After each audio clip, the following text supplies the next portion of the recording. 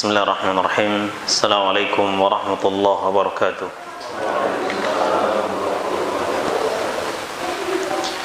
Innal hamdalillah nahmaduhu wa nasta'inuhu wa nastaghfiruh wa natubu ilayh wa na'udzu billahi min shururi anfusina wa sayyiati a'malina may yahdihillahu fala mudilla lahu wa may yudlil fala hadiya lahu. Ashhadu an la ilaha illallah wahdahu la syarika lah wa ashhadu anna Muhammadan abduhu wa rasuluhu la nabiyya ba'dah wa sallallahu wa sallama alaihi wa ala alihi wa ashabihi wa man sara ala nahjihi ila yaumil qiyamati amma ba'd. Ikhwani akhwati rahimani Allah wa iyyakum. Setelah memuji Allah Subhanahu wa ta'ala dan berselawat kepada nabinya, kita melanjutkan kembali pembahasan kita dari kitab Riyadhus Shalihin yang dikarang oleh Imam An-Nawawi rahimahullah rahmatan wasi'ah. Masih membahas hadis-hadis yang ada di dalam bab al-amr bil muhafadzah 'ala sunnati wa adabiha. Bab tentang perintah untuk menjaga sunnah dan adab-adabnya. Qala al-imam al-mu'allif rahimahullah, hadis yang kedua dalam bab ini, an Abi Najih al-Irbad bin Sariyah radhiyallahu anhu qala, dari Abu Najih yaitu al-Irbad bin Sariyah, semoga Allah meridai beliau, berkata, wa'adhana Rasulullah sallallahu alaihi wasallam mau'izatan balighatan wajilat minhal qulub wa dharafat minhal uyun. Nabi memberikan mau'izah kepada kami yang membuat hati kami ini bergetar karena takut, dan air mata mengalir karena begitu menyentuhnya nasihat beliau ini. Faqulna ya Rasulullah ka'annaha maw'izatu muwaddi'in fa'ausina. Ya Rasulullah, sepertinya ini adalah nasihat orang yang akan meninggalkan kami, maka berikanlah wasiat kepada kami. Qala usikum bitaqwallah was-sam'i wat-tha'ah. Beliau bersabda, saya wasiatkan kepada kalian untuk bertakwa kepada Allah, mendengar dan taat. Wa in ta'ammara 'alaikum 'abdun, walaupun yang memimpin kalian adalah seorang budak. Wa innahu may ya'ish minkum fasayara ikhtilafan katsira. Maka sesungguhnya barang siapa yang dia hidup, barang siapa di antara kalian yang masih hidup, fasayara ikhtilafan katsira, dia akan melihat perselisihan yang sangat banyak. Fa'alaikum bisunnati wa sunnatil khulafa'ir rasyidin al-mahdiyyin. Maka kalian wajib berpegang teguh dengan sunnahku dan sunnah para khulafa ar-rasyidin al-mahdiyyin yang mendapatkan petunjuk.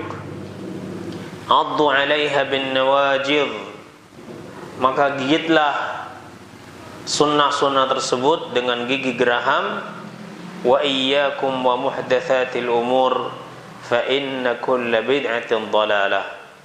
Maka berhati-hatilah kalian dan berhati-hatilah kalian dari perkara-perkara yang baru yang diada-adakan.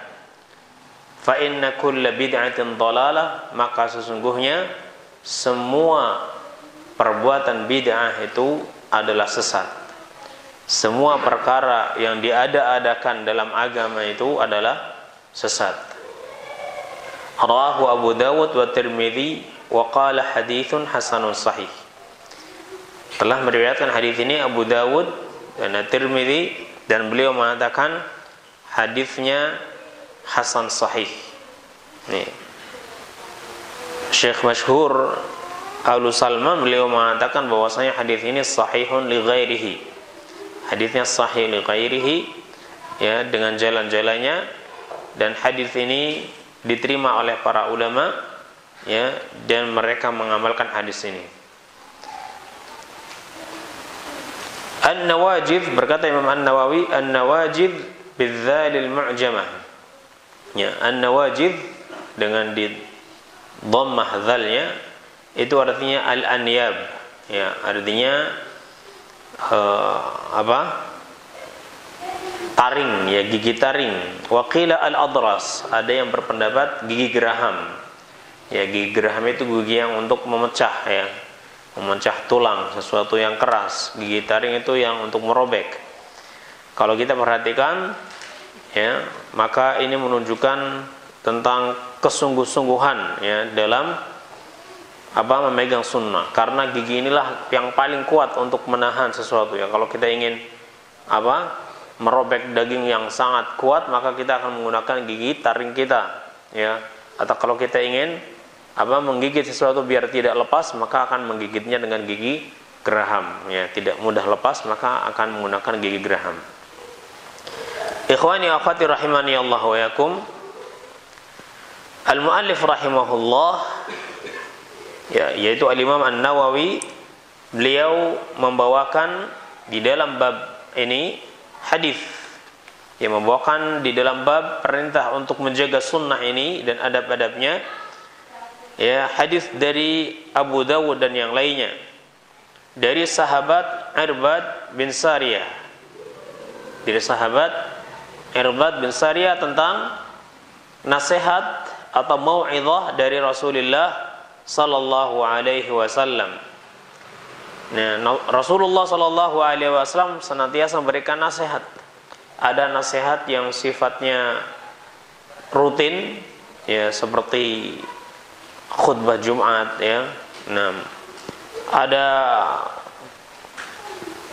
nasihat yang sifatnya tidak rutin, ya, ketika ada sebab maka beliau akan menyampaikan nasihat tersebut, ya, kepada para sahabatnya, ya, karena beliau melihat, ya, pentingnya atau ada sebab yang membuat beliau harus menyampaikan nasihat ini kepada para sahabatnya.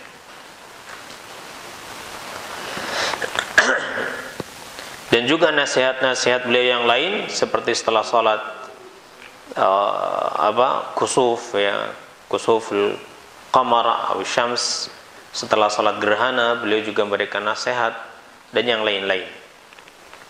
Dalam hadis ini sahabat Irbad bin Sariyah radhiyallahu anhu beliau mengatakan, wa'adhana mau'izatan balighah wajilat minhal qulub. Wa'adhana Rasulullah sallam mau'izatan balighah wajilat minhal qulub. Nabi sallallahu alaihi wasallam memberikan nasihat kepada kami dengan nasihat yang sangat, ya, mengena, yang membuat hati ini bergetar. Wajilat yani khafat, ya, bergetar karena takut, dan membuat air mata ini mengalir dengan deras, ya, karena mereka sangat tersentuh, ya. Nasihat beliau sallallahu alaihi wasallam sangat menyentuh hati para sahabat, sehingga mereka menangis karena mendengar nasihat Rasulullah sallallahu alaihi wasallam. Para sahabat mensifati nasihat yang mereka dengar itu ka'annaha mau'izatum waddi', seolah-olah ini adalah nasihat orang yang akan meninggalkan, ya, orang lain, nasihat perpisahan, ya.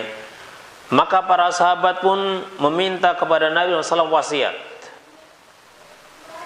dan wasiatnya sangat agung.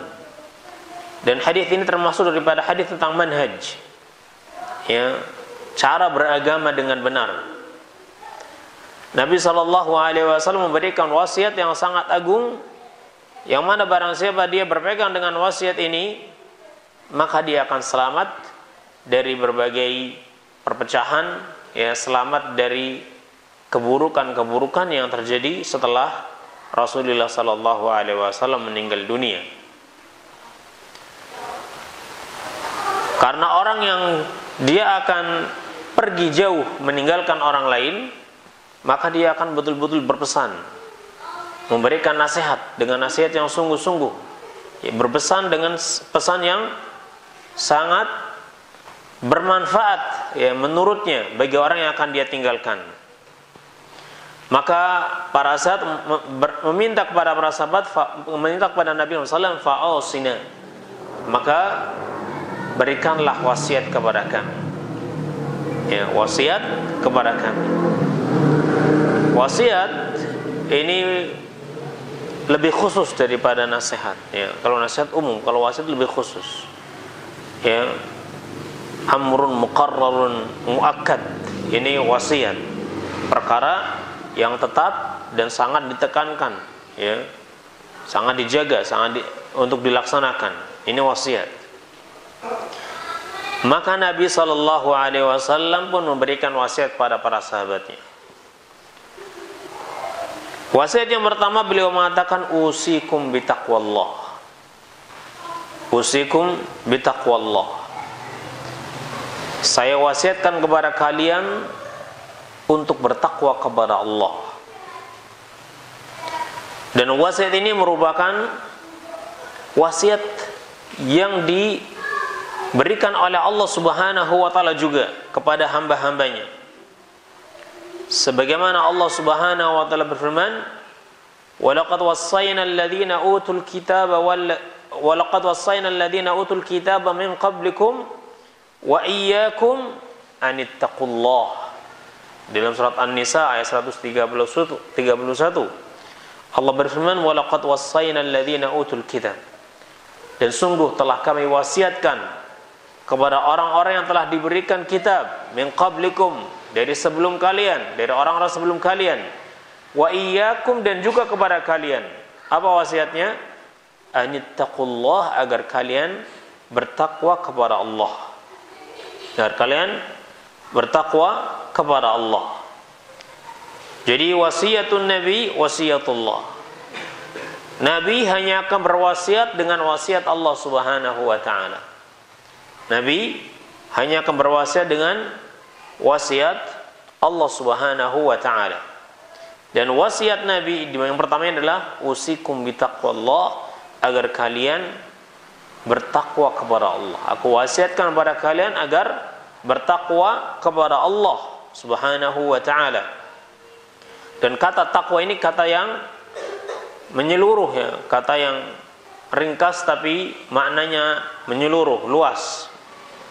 Yang mana secara bahasa takwa artinya yakni ittikhadhu wiqayah, membuat wiqayah, membuat perlindungan, membuat benteng, ya, membuat benteng antara diri kita dengan kemurkaan Allah Subhanahu wa taala. Jadi jangan sampai ketika Allah murka, kemurkaannya juga menimpa kita, wal'iyadzubillah. Ya. Bagaimana cara membentengi kita dari kemurkaan Allah? Bimtithali awamirihi wajtinabi nawahi.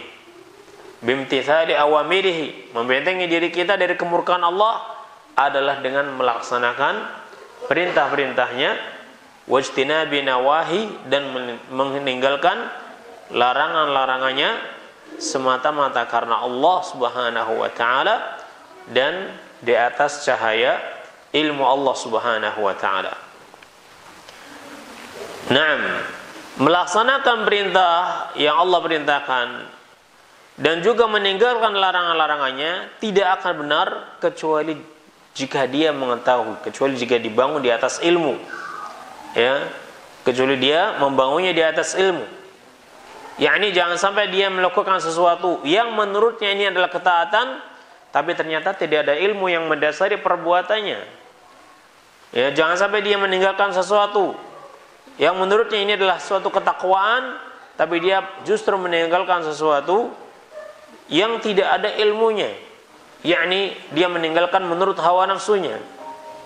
Ya. Sehingga bisa jadi yang dia tinggalkan bukanlah sesuatu yang harus ditinggalkan.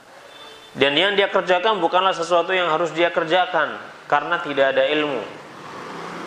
Maka dalam melaksanakan perintah Allah Subhanahu wa taala dan menjauhi larangan-larangannya itu harus berdasarkan ilmu.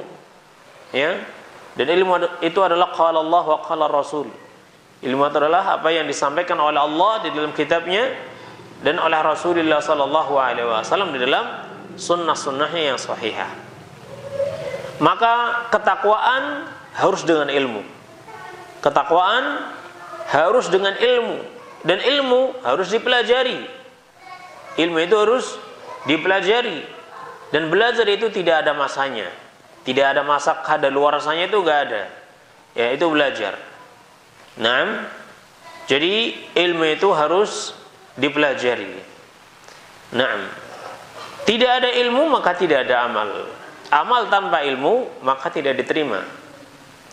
Maka apabila terkumpul pada diri seseorang ilmu dan amal dan dia melakukannya, mengamalkannya semata-mata karena Allah Subhanahu wa taala, akan lahirlah pada dirinya ketakutan kepada Allah Subhanahu wa taala.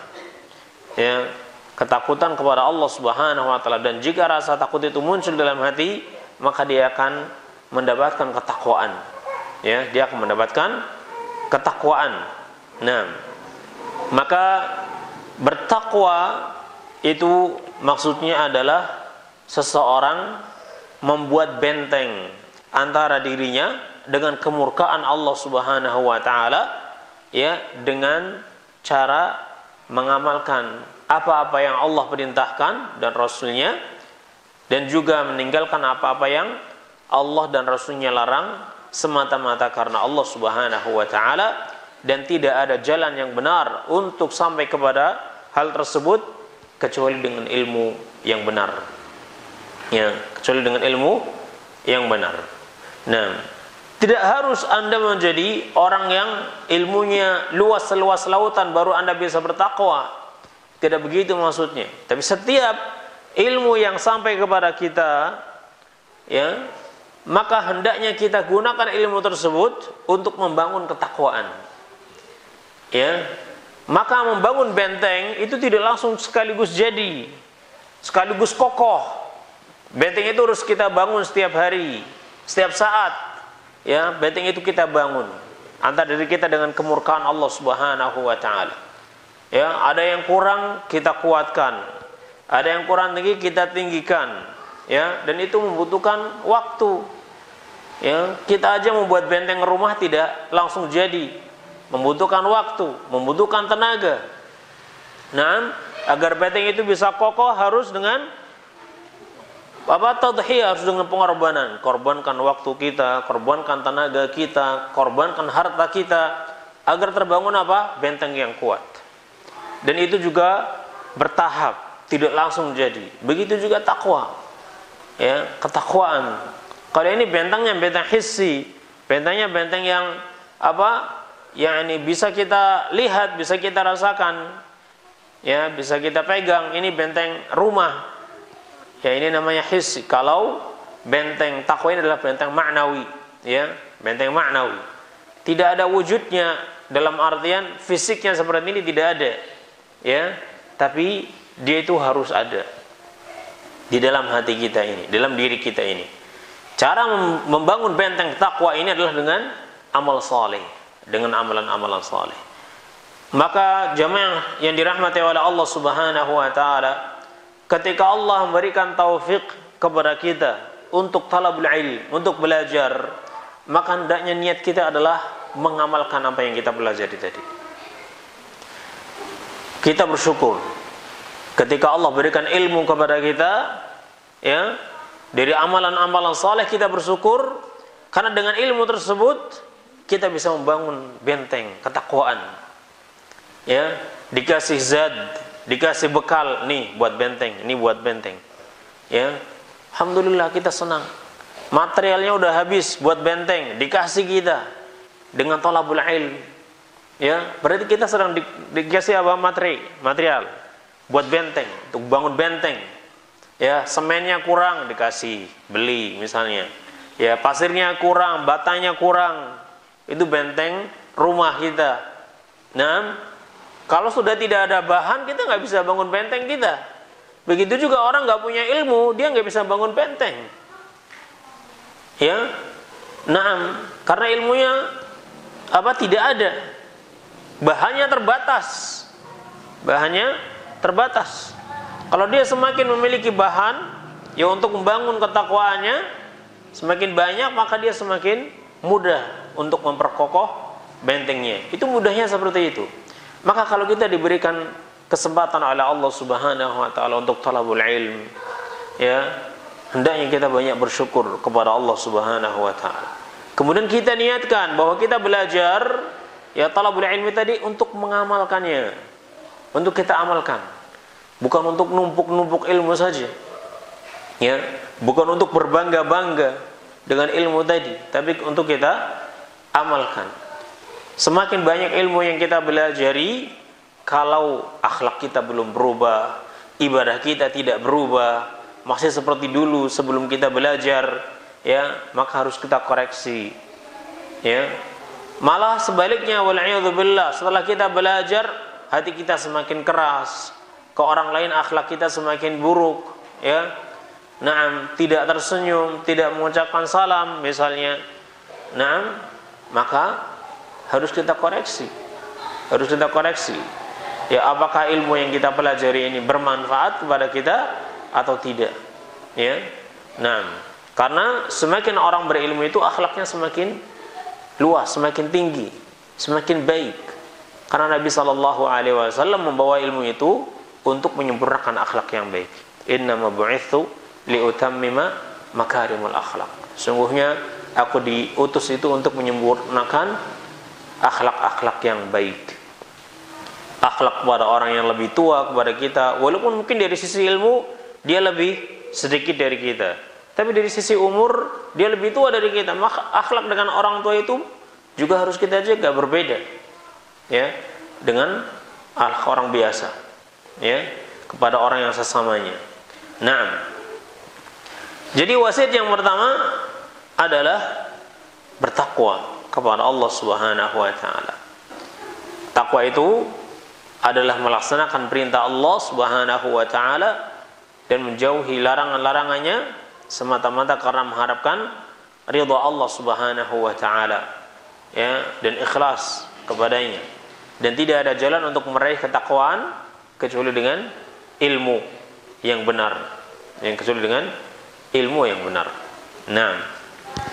Karena dengan ilmu tersebut dia bisa mengetahui mana perkara-perkara yang wajib yang harus dia lakukan dan tidak boleh ditinggalkan, dan juga mana perkara-perkara yang haram yang tidak ada keluasan baginya untuk melakukannya, ya, akan tapi dia wajib meninggalkannya, dan mana perkara-perkara yang jika dia tinggalkan, ya, itu tidak mengurangi iman wajibnya, tapi iman sempurnanya mungkin akan berkurang, tapi iman wajibnya tidak berkurang. Ya, mana perkara-perkara yang bisa mengurangi keimanannya walaupun tidak menghilangkan secara keseluruhan misalnya. Itu harus dengan ilmu. Maka yang pertama wasiat Nabi, usikum bittaqwallah, dan ini adalah wasiat Allah juga. Saya wasiatkan kepada kalian dengan takwa kepada Allah. Maka hendaknya kita dengarkan, ya, wasiat ini. Kemudian yang kedua, wasiat Nabi yang berkaitan dengan muamalah dengan pemimpin, ya. Bermuamalah dengan para pemimpin itu bagaimana? Was-sam'i wat-tha'ah wa in ta'ammara 'alaikum 'abdun habasyi. Dan mendengarkan serta taat, yakni kepada para pemimpin, ya, selama apa yang mereka perintahkan itu tidak bertentangan dengan syariat Allah Subhanahu wa taala. Selama yang mereka perintahkan bukan dalam perkara maksiat kepada Allah Subhanahu wa taala. Karena mentaati makhluk dalam perkara maksiat itu dilarang. La ta'ata li makhluqin li ma'siyatil khaliq wa fi ma'siyatil khaliq. Tidak boleh taat kepada makhluk dalam bermaksiat kepada al-khaliq, dalam bermaksiat kepada Allah Subhanahu wa taala. Tapi yang wajib bagi kita adalah menasihatinya. Ya, menasihati agar para pemimpin ini tidak memerintahkan perkara yang mendatangkan kemurkaan Allah Subhanahu wa taala. Ya.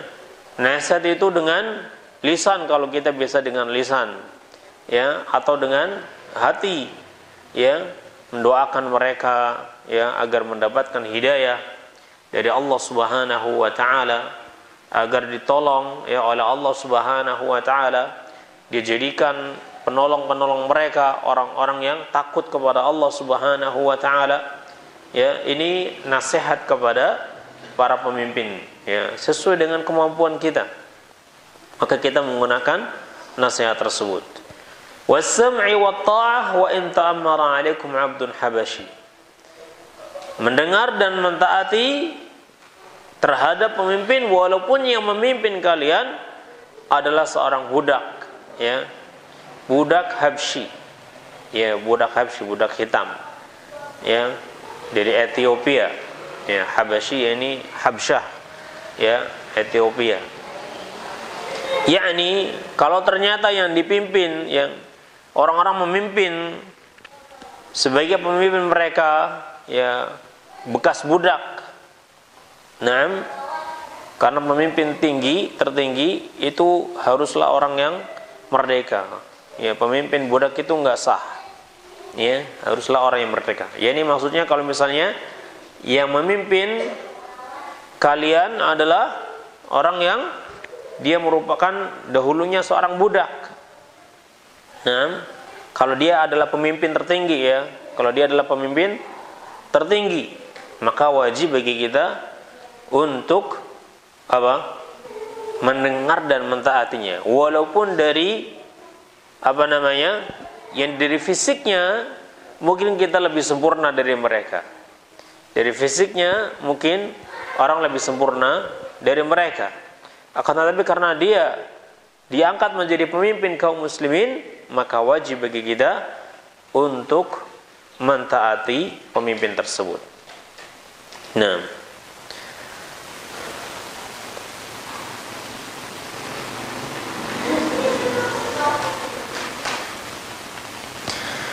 wa in ta'ammara 'alaikum 'abdun habasyi. Ya, ini disampaikan di hadapan para sahabatnya, orang-orang Arab, yang mana mereka adalah orang-orang yang memiliki status sosial yang tinggi. Ya, orang-orang Arab ini, apalagi orang-orang Quraisynya. Ya, kalau misalnya seandainya ternyata yang dipimpin, ya, ternyata yang memimpin itu adalah seorang budak, ya, maka Anda walaupun orang yang status sosialnya tinggi, ya, orang yang marganya mulia misalnya, maka tetap saja itu semua tidak boleh dijadikan sebagai alasan untuk bermaksiat kepada pemimpin. Ya, untuk bermaksiat kepada pemimpin. Apalagi kalau ternyata pemimpinnya bukan seorang budak, ya, dari Habsyah, orang merdeka juga. Ya, maka wajib bagi kita untuk mentaati pemimpin tersebut. Ya.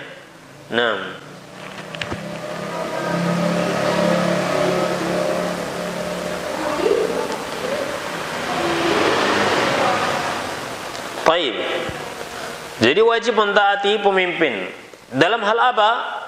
Dalam hal yang ma'ruf tentunya, ya. Innamat ta'atu fil ma'ruf. Sesungguhnya ketaatan itu hanya dalam perkara yang ma'ruf saja. Sesungguhnya ketaatan itu hanya dalam perkara yang ma'ruf saja. Kalau diperintahkan untuk perbuatan maksiat, maka tidak ada ketaatan, ya, dalam perintah tersebut. Ya, akan tetapi yang wajib kita lakukan adalah mengingkarinya. Ya, yang wajib kita lakukan adalah mengingkarinya. Nah, bahkan kalau misalnya memerintahkan pada perkara yang maksiat adalah ayah ibu kita misalnya, maka tidak ada kewajiban ketaatan kepada mereka. Nah, baik.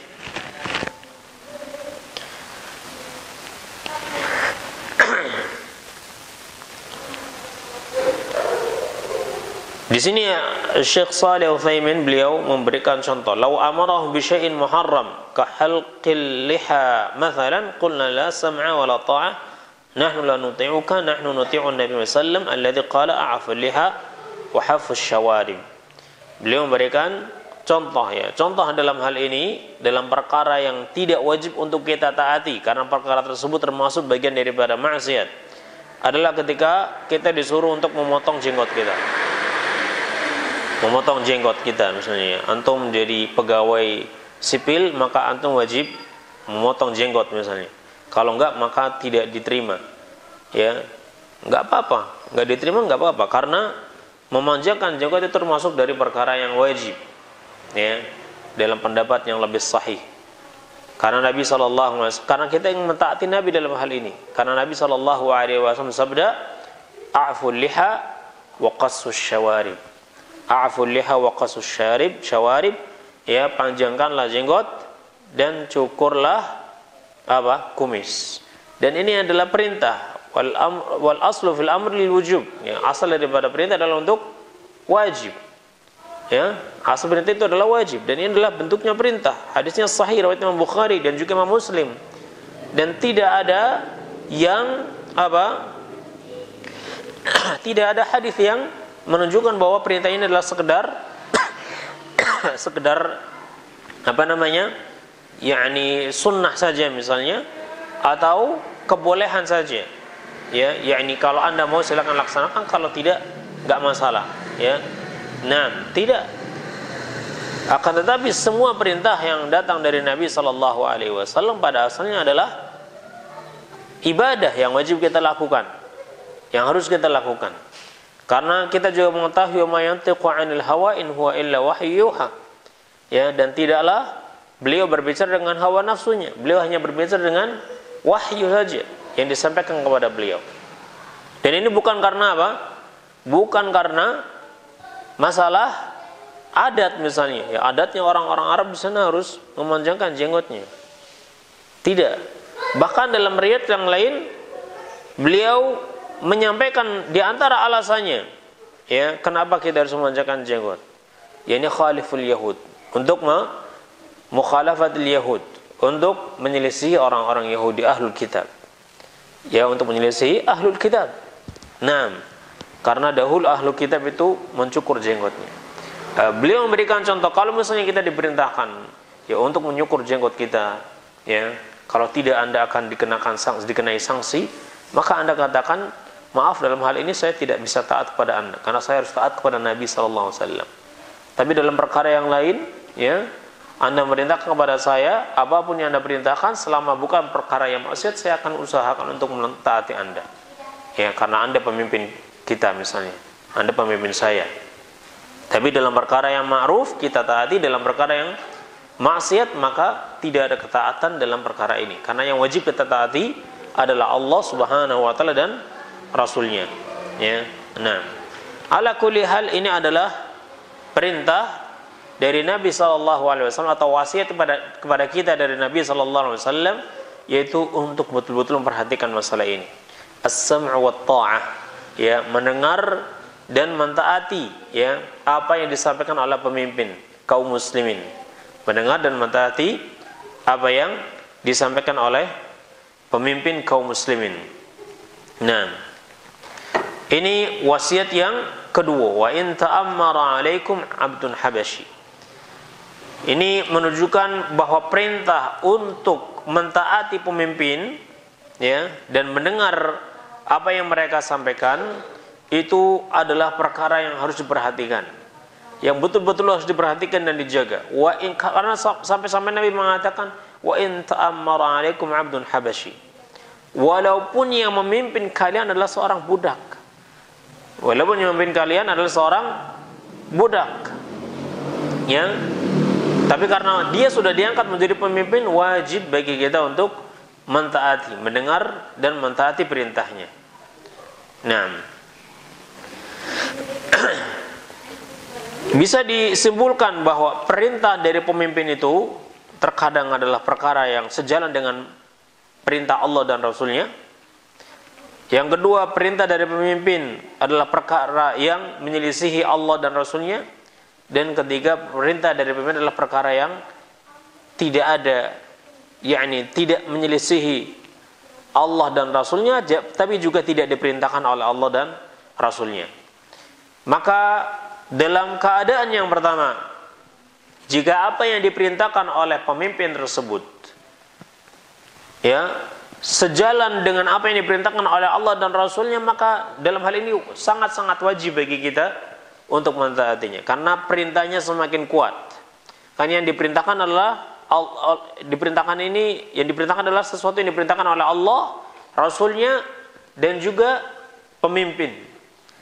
Ya, dan juga pemimpin. Terlebih lagi perintah tadi, perintah yang wajib misalnya. Nah, maka dalam hal ini kita betul-betul harus memperhatikan dan wajib mentaatinya. Nah, yang kedua, kalau yang diperintahkan kepada kita oleh pemimpin kita adalah perkara yang maksiat, maka kita sudah mengetahuinya, maka tidak ada ketaatan dalam hal ini, ya, dalam perkara ini kepada pemimpin. Tapi perkara-perkara yang lain yang tidak bertentangan dengan syariat ini, atau tadi seperti tadi sejalan dengan syariat, maka kita wajib mentaati mereka. Dalam perkara yang maksiat kita tidak wajib mentaati mereka, dan ini bukan berarti kita harus keluar dari kepemimpinan mereka, khuruj dari mereka, itu tidak. Ya, bukan maksudnya khuruj dari mereka.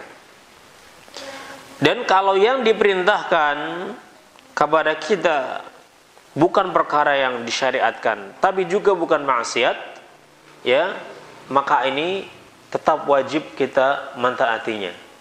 Bukan perkara yang disyariatkan oleh ya syariat ini, tapi juga bukan maksiat. Ya, ini perkara yang mubah. Misalnya, ya perkara yang mubah, maka wajib bagi kita untuk mentaati mereka berdasarkan firman Allah Subhanahu wa taala, ya ayyuhalladzina amanu athi'ullaha wa athi'ur rasul wa ulil amri minkum. Ya, wahai orang-orang beriman, taatilah Allah dan taati Rasul dan para pemimpin kalian. Ya, dan para pemimpin kalian. Maka mentaati pemerintah dalam perkara yang mubah itu tetap mendapatkan pahala. Dari sisi mana? Bukan dari sisi mubahnya tadi. Karena mubah, sesuatu yang mubah itu tidak mendatangkan pahala. Ya, sesuatu yang mubah tadi tidak mendatangkan pahala. Tapi kita mendapatkan pahala tadi dari sisi apa? Mentaati pemerintah. Ya, dalam perkara tadi. Mentaati pemerintah dalam perkara yang mubah tadi. Ya, itu dari sisi ini kita mendapatkan pahala. Tapi pada perkara yang mubah tadi itu tidak ada pahala di dalamnya. Nah, ya. Baik. Kemudian Nabi SAW memberikan wasiat yang ketiga, atau memberikan nasihat berikutnya. Fa innahu may ya'ish minkum fasayara ikhtilafan katsira. Maka sesungguhnya barang siapa di antara kalian yang masih hidup, ya diberikan umur yang panjang, fasayara ikhtilafan katsira, dia akan melihat banyak perselisihan. Banyak perselisihan. Beliau menyampaikan di hadapan para sahabatnya, para sahabat Nabi, kalau di antara kalian, yakni para sahabatnya secara khususnya, masih ada yang hidup setelah beliau meninggal dunia, ya, maka mereka pasti akan mendapatkan banyak perselisihan. Dan kita dapatkan, ya, pada zaman sahabat ada beberapa perselisihan, yang mana perselisihan tadi sampai menumpahkan darah kaum muslimin. Perselisihannya bukan main-main, tapi perselisihan yang bisa menumpahkan darah kaum muslimin. Ya, apa perselisihannya? Banyak. Ya, di antaranya pada zaman Ali bin Abi Thalib radhiyallahu anhu terjadi perang Siffin, perang Jamal. Ini antara para sahabat. Ya, antara para sahabat karena beda ijtihad. Naam, maka dalam hal ini kita disuruh apa? Taat kepada pemimpin. Pada perang Siffin, ya, antara Ali dengan sahabat Muawiyah. Perang Jamal antara Ali dengan Ummul Mukminin Aisyah radhiyallahu anha. Ya, maka dalam hal ini semua, yakni yang benar itu adalah Ali bin Abi Thalib radhiyallahu anhu, dan mereka salah, tapi mereka ijtihad. Orang yang berijtihad dan salah, mereka mendapatkan satu pahala dan tidak mendapatkan dosa. Ya, yakni janganlah hal ini dijadikan ya sebagai alasan untuk mencela Ummul Mukminin Aisyah radhiyallahu anha atau mencela Muawiyah bin Abi Sufyan, ya. Akan tetapi mereka adalah para sahabat yang diridhai oleh Allah Subhanahu wa taala, ya. Dan mereka berijtihad kemudian mereka salah, ya. Dan seorang hakim yang berijtihad kemudian salah, dia mendapatkan pahala, satu pahala, dan tidak mendapatkan dosa. Dalam hal ini, ya, ala kulli hal, ya, terjadi perselisihan pada zaman sahabat ridwanullah alaihim ajma'in, ya, terutama setelah wafatnya Umar bin Ibnu Khattab radhiyallahu anhu, muncul fitnah pada zaman Utsman, dan fitnah itu terus sampai hari ini, dan semakin hari semakin besar, semakin banyak fitnah tersebut. Dan antum bisa perhatikan saat ini perselisihan itu semakin banyak di antara kaum muslimin. Ya, semakin banyak, semakin ngawur untuk sebagiannya, ya, betul-betul keluar dari manhaj. Nah, maka yang seperti ini wajib kita perhatikan bagaimana solusi dari mendapatkan atau ketika kita berhadapan dengan perselisihan yang banyak seperti ini. Solusinya adalah apa yang disampaikan Nabi Muhammad SAW dalam sahabat ini, dalam hadis ini, maaf. Nabi mengatakan, fa innahu may ya'ish minkum fasayara ikhtilafan katsira fa'alaikum bisunnati wa sunnatil khulafa'ir rasyidin al-mahdiyyin. Solusinya ketika kita mendapatkan perselisihan yang sangat banyak, dan betul-betul kita telah mendapatkannya hari ini dalam kehidupan kita, semakin hari semakin banyak perselisihannya di antara kaum muslimin atau orang-orang yang menisbatkan dirinya kepada Islam, ya, maka cara keluar atau cara berlindung agar kita selamat dari fitnah ikhtilaf ini, fitnah perpecahan ini, iftiraq, adalah dengan kembali kepada sunnah Nabi sallallahu alaihi wasallam. Fa'alaikum bisunnati wa sunnatil khulafa'ir rasyidin al-mahdiyyin. Wajib bagi kalian jika ingin selamat untuk berpegang dengan sunnahku dan sunnah para khulafa ar-rasyidin al-mahdiyyin. Sunnahnya Abu Bakar, sunnahnya Umar, sunnahnya Uthman, sunnahnya apa? Sunnahnya Ali bin Abi Thalib ridwanullah alaihim ajma'in, ya. Ini sunnah-sunnah khulafa ar-rasyidin, ya, yang wajib kita betul-betul berpegang dengan sunnah-sunnah mereka setelah sunnah Rasulullah sallallahu alaihi wasallam. Nah, ya. Yang jelas Nabi sallallahu alaihi wasallam, dan beliau adalah orang yang benar dan dibenarkan oleh Allah Subhanahu wa taala. Wa huwa shadiq al-masduq. Beliau adalah orang yang benar dan dibenarkan oleh Allah Subhanahu wa taala. Beliau mengatakan, "May ya'ish minkum fasayara ikhtilafan katsira." Barang siapa yang melihat, barang siapa yang dia hidup setelahku, maka dia akan mendapatkan perselisihan yang sangat banyak. Wa sadaqar rasul, dan telah benar yang disampaikan oleh Rasul ini, dan kita mengalaminya saat ini. Banyaknya perselisihan di antara kaum muslimin, dan jalan keluarnya adalah alaikum bisunnati wa sunnatil khulafa'ir rasyidin.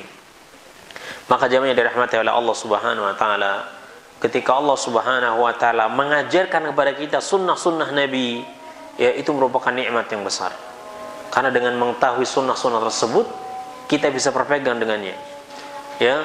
Sunnah-sunnah Nabi yang dibukukan oleh para ulama ahlul hadis, ya, dijaga oleh mereka sehingga sampai kepada kita. Di antaranya sunnah-sunnah yang dikumpulkan oleh Imam An-Nawawi rahimahullah dalam kitab Riyadhus Shalihin ini, ya, sehingga kita bisa membaca sunnah-sunnah Nabi sallallahu alaihi wasallam, dan juga sunnah-sunnah para sahabat ridwanullah alaihim ajma'in yang dikumpulkan oleh para ulama, ya. Maka ini merupakan nikmat setelah nikmat dari Allah Subhanahu wa taala yang wajib kita syukuri, yang wajib kita jaga, dan wajib kita amalkan, ya, nikmat-nikmat tersebut. Nabi SAW sabda, "Alaikum bisunnati wa sunnatil khulafa'ir rasyidin al-mahdiyyin, addu 'alaiha bin nawajid." yakni berpegang teguhlah, sungguh-sungguhlah, ya, untuk menjaga sunnah tersebut. Ya, karena alaikum, kata alaikum para ulama menyebutkan bahwasanya al-jar wal majrur ini alaikum. Ya, alaikum itu ala, huruf ala sama kum ya. Ini jar majrur. Ini berhubungan dengan kalimat yang dibuang, ada kalimat yang dibuang. Yani wajibun alaikum, yajibu alaikum. Wajib atas kalian. Ya. Supaya berpegang dengan sunnah. Ya, sunnahku. Ilzamu sunnati. Berpegang teguhlah kalian dengan sunnahku. Ya, dengan sunnah-sunnah Rasulullah sallallahu alaihi wasallam. Kemudian jika tidak mendapatkan di dalam sunnah Nabi sallallahu alaihi wasallam, maka kita kepada sunnah-sunnah para khulafa ar-rasyidin. Jika kita tidak mendapatkannya dalam sunnah-sunnah Nabi, maka kita mendapatkan di dalam sunnah-sunnah khulafa ar-rasyidin. Nah,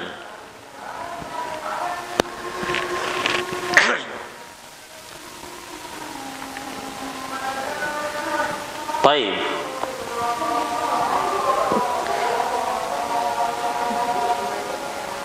Tamassaku biha atau addu 'alaiha bin nawajid, gigitlah sunnah-sunnah tersebut dengan gigi geraham. Kemudian yang terakhir yang disampaikan oleh Nabi sallallahu alaihi wasallam dalam hadis ini, wa iyyakum wa muhdatsatil umur. Yani ihdharu. Ya. Ihdharu wa uhadzirukum. Saya peringatkan kalian untuk berhati-hati dari perkara-perkara yang baru, perkara-perkara yang dibuat. Ini kalimat tahdzir, iyyakum ini kalimat tahdzir. Iyyakum, berhati-hatilah. Setiap kali kita mendapatkan perkara yang baru dalam agama ini, kita wajib berhati-hati. Karena Nabi telah memperingatkan kita, iyyakum. Yani uhadzirukum, saya sampaikan kepada kalian, berhati-hatilah, saya peringatkan pada kalian, berhati-hatilah kalian dari perkara-perkara yang dibuat-buat dalam agama ini. Fa inna kulla bid'atin dhalalah, karena sesungguhnya setiap perkara yang baru itu adalah sesat. Adalah sesat. Nah, jangan malah mudah membuat perkara yang baru dalam agama ini. Ya, malah senang kalau perkara yang baru tadi dia bisa menciptakannya kemudian diikuti oleh orang lain. Jangan. Nabi SAW itu memperingatkan kepada kita, iyyakum, dengan kalimat iyyakum, yakni tahdzir, uhadzirukum, aku peringatkan kalian untuk berhati-hati dari perkara yang baru. Ya. Bukan malah bermudah-mudahan untuk membuat sesuatu yang baru dalam agama ini. Ya, diada-adakan dan dimasukkan ya ke dalam agama ini, dianggap sebagai bagian daripada agama ini yang bisa diamalkan untuk mendekatkan dirinya kepada Allah Subhanahu wa taala. Walaupun dia melihatnya hal itu sebagai sesuatu yang baik. Disitulah syaitan akan bermain, mempermainkan perasaan manusia. Ya, mempermainkan perasaan manusia. Orang-orang yang suka yakni terlalu berpegang dengan perasaan, berhujjah dengan perasaan dalam beragama ini, maka perasaannya itu akan dimainkan oleh syaitan. Karena agama adalah agama dalil, agama Al-Quran adalah agama Islam, adalah agama dalil. Naam, kita tidak bermain dengan perasaan kita di dalam beragama, tapi dengan dalil, kita mengikuti dalil. Karena kalau mengikuti perasaan, ya, keadaan jiwa, emosionalnya, maka masing-masing orang berbeda-beda perasaannya. Orang ini menganggap ini baik menurutnya, tapi yang lain menganggap bukannya terbaik, bukannya ini, tapi yang ini. Akhirnya banyaklah muncullah perkara-perkara yang asing, perkara-perkara yang aneh, perkara-perkara yang baru dalam agama ini, yang orang-orang dahulu tidak pernah melihatnya, mendengarnya, bahkan terfikir oleh mereka itu pun tidak ada. Perkara-perkara seperti itu tadi, campur aduk antara Islam dengan non-Islam, azan di gereja misalnya, ya, mungkin malah berselawatan di sana, mengaji di sana, ya, dalam waktu yang sama ada puji-pujian kepada apa? Tuhan-tuhan mereka selain Islam. Wal'iyadzubillah. Ini perkara yang tidak pernah terfikir oleh ulama-ulama dahulu. Ya, karena mereka disibukkan dengan ilmu yang bermanfaat. Ketika orang sudah tidak sibuk dengan ilmu yang bermanfaat, Allah sibukkan dengan perkara yang lain. Wal'iyadzubillah. Wah, ilmu ini mah udah biasa. Ya, kita cari yang lain, yang menurutnya luar biasa, yang aneh. Ya, wal'iyadzubillah. Wal'iyadzubillah. Hati-hatilah ikhwan dan akhwat dirahmati oleh Allah Subhanahu wa taala. Ketika kita tidak menyibukkan diri kita dengan amalan-amalan saleh, dengan ilmu yang benar, maka Allah akan sibukkan diri kita dengan perkara-perkara yang batil, wal'iyadzubillah. Paling tidak dengan perkara-perkara yang tidak bermanfaat. Ya. Kalau kita lebih banyak ya menghabiskan waktu ini dengan perkara-perkara yang tidak manfaat, itu sudah kerugian bagi kita. Dan itu diantara bentuk berpalingnya Allah dari seorang hamba. Apalagi kalau dia sudah disibukkan dengan perkara-perkara maksiat, perkara-perkara yang batil, perkara-perkara yang sama sekali tidak ada kebaikan untuk agama ini. Ya, tidak ada kembali kebaikan untuk agama ini. Ya, sibuk untuk membuat perkara-perkara yang baru. Itu menunjukkan bahwasanya Allah sudah berpaling darinya, tidak diurus oleh Allah Subhanahu wa taala. Tapi kalau kita masih diberikan oleh Allah Subhanahu wa taala kesempatan untuk menyibukkan diri kita dengan ilmu dan amal saleh, maka hendaknya banyak-banyak bersyukur kepada Allah Subhanahu wa taala. Karena yang menyibukkan Anda untuk amal-amal saleh tadi itu adalah Allah Subhanahu wa taala, dan kita wajib mensyukuri nikmat tersebut. Kita jaga ya nikmat tersebut. Nah, dan kita berlindung kepada Allah Subhanahu wa taala dari perkara-perkara yang tidak manfaat, ya, karena sesungguhnya di antara bentuk baiknya Islam seseorang adalah meninggalkan perkara-perkara yang tidak bermanfaat untuk dirinya. Min husni islamil mar'i tarkuhu ma la ya'ni. Di antara bentuk bagusnya Islam seseorang adalah meninggalkan sesuatu yang tidak manfaat untuknya. Ya, banyak bercanda, banyak bergurau, ya, banyak menghabiskan perkara-perkara yang tidak manfaat, itu bukan bentuk Islam yang baik. Ya, sibukkanlah diri kita dengan ilmu, sibukkan dengan amal salih, dengan zikrullah, ya. Kalau kita sudah seperti itu nikmat dari Allah Subhanahu wa taala. Kalau belum seperti itu, banyak-banyak kita beristighfar kepada Allah Subhanahu wa taala. Ini saja yang bisa kita bahas pada kesempatan kali ini. Semoga Allah Subhanahu wa taala memberikan taufiknya kepada kita semua untuk bisa memahami ilmu ini dan mengamalkannya semata-mata karena mengharapkan ridha Allah Subhanahu wa taala. Amin ya rabbal alamin. Subhanakallahumma wa bihamdik asyhadu an la ilaha illa anta astaghfiruka wa atubu ilaik. Assalamualaikum warahmatullahi wabarakatuh.